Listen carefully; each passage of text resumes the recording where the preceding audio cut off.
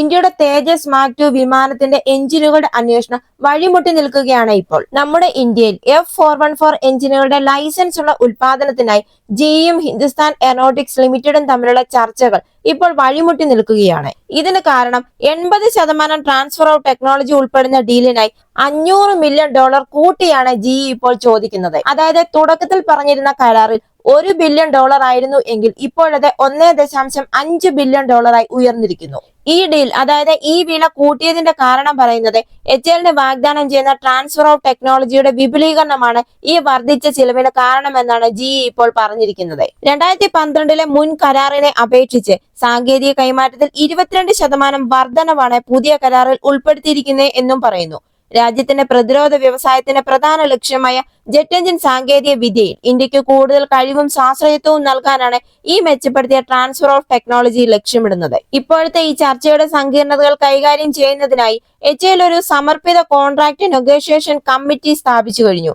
കൂടാതെ നിർദ്ദിഷ്ട സാങ്കേതിക കൈമാറ്റം വിലയിരുത്തുന്നതിന് GE നൽകുന്ന സാങ്കേതിക രേഖകളും നിലവിൽ അവലോകനം ചെയ്യുകയാണ്.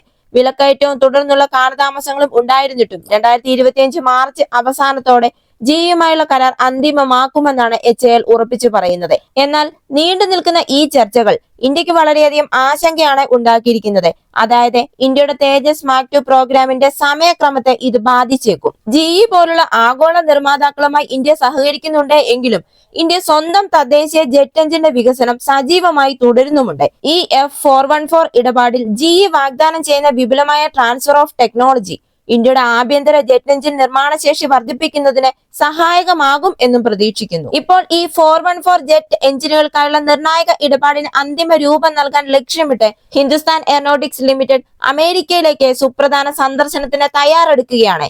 2025 മാർച്ച് അവസാനത്തോടെ കരാർ അവസാനിപ്പിക്കുക എന്ന ലക്ഷ്യത്തോടെയാണ് ഇപ്പോഴത്തെ ഈ സന്ദർശനം. തേജസ് മാക് 2 പ്രോഗ്രാമിന് നിർണായകമായ 99 GE 414 എഞ്ചിനുകൾ വാങ്ങുന്നത് നിലവിലെ ചർച്ചകളിൽ ഉൾപ്പെടുന്നു. അതുപോലെ തന്നെ അഡ്വാൻസ്ഡ് മീഡിയം കോമ്പാക്ട് എയർക്രാഫ്റ്റ് അതായത് AMCA എന്നറിയപ്പെടുന്ന ഇന്ത്യയുടെ വരാനിരിക്കുന്ന 5ാം തലമുറ യുദ്ധവിമാന സംരംഭത്തിനായി ഈ എഞ്ചിനുകൾ തിരഞ്ഞെടുത്താൽ ഇത് കൂടുതൽ ഓർഡറുകൾക്ക് സാധ്യതയുമുണ്ട്.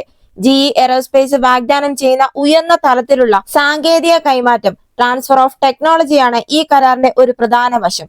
ഈ കൈമാറ്റം എയറോസ്പേസ് നിർമ്മാണത്തിൽ ഇന്ത്യയുടെ കഴിവുകൾ വർദ്ധിപ്പിക്കുമെന്നും ജെറ്റ് എഞ്ചിൻ ഉൽപാദനത്തിൽ സ്വാശ്രയമെന്ന ദീർഘകാല ലക്ഷ്യത്തിന് സംഭാവന നൽകുമെന്നും പ്രതീക്ഷിക്കുന്നു. ഇന്ത്യയെ സംബന്ധിച്ചിടത്തോളം GE എയറോസ്പേസ് ഇപ്പോൾ വാഗ്ദാനം ചെയ്യാമെന്ന് പറയുന്ന ഈ സാങ്കേതിക വിദ്യ എന്ന് പറയുന്നത് അതായത് ഈ സാങ്കേതിക വിദ്യയുടെ കൈമാറ്റം എന്ന് പറയുന്നത് വളരെയധികം നിർണായകമാണ്.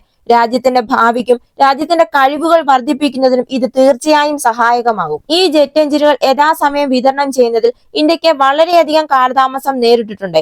പ്രത്യേകിച്ച് തേജസ് മാക് 1A ഉദ്ദേശിച്ചിട്ടുള്ള GE 404 എഞ്ചിനുകൾ.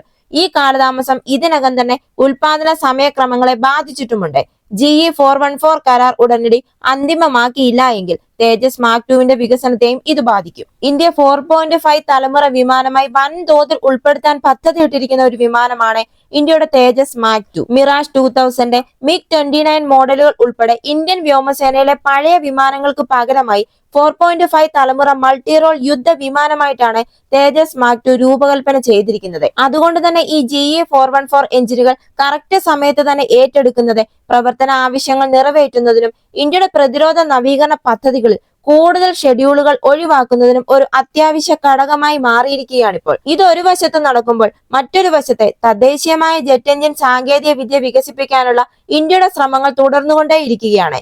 HAL അതിന്റെ കഴിവുകൾ വർദ്ധിപ്പിക്കുന്നതിനായി ആഗോള എയറോസ്പേസ് സ്ഥാപനങ്ങളുമായി പങ്കാളിത്തവും നടത്തുന്നുണ്ട്. ഇങ്ങനെ ഈ GE 414 കരാറ് വിജയകരമായി അവസാനിക്കുകയാണെങ്കിൽ ഈ കരാറും ഇതിന്റെ ഒപ്പിടിയിലും ചർച്ചകളുമെല്ലാം ഇന്ത്യയുടെ വ്യോമശേഷി വർദ്ധിപ്പിക്കുന്നതിന് മാത്രമല്ല ആത്മനിർഭർ ഭാരത് പോലുള്ള സംരംഭങ്ങൾക്ക് കീഴിൽ അതിന്റെ വിശാലമായ പ്രതിരോധ നിർമ്മാണ ലക്ഷ്യങ്ങൾ മുന്നോട്ട് കൊണ്ടുപോകുന്നതിനും വളരെയധികം നിർണായകമായിരിക്കും. ഈ വീഡിയോ നിങ്ങൾക്ക് ഇഷ്ടമായെങ്കിൽ മറക്കാതെ തന്നെ ഈ ചാനൽ ഒന്ന് സബ്സ്ക്രൈബ് ചെയ്യുക, ഒരു ലൈക്ക് തരിക.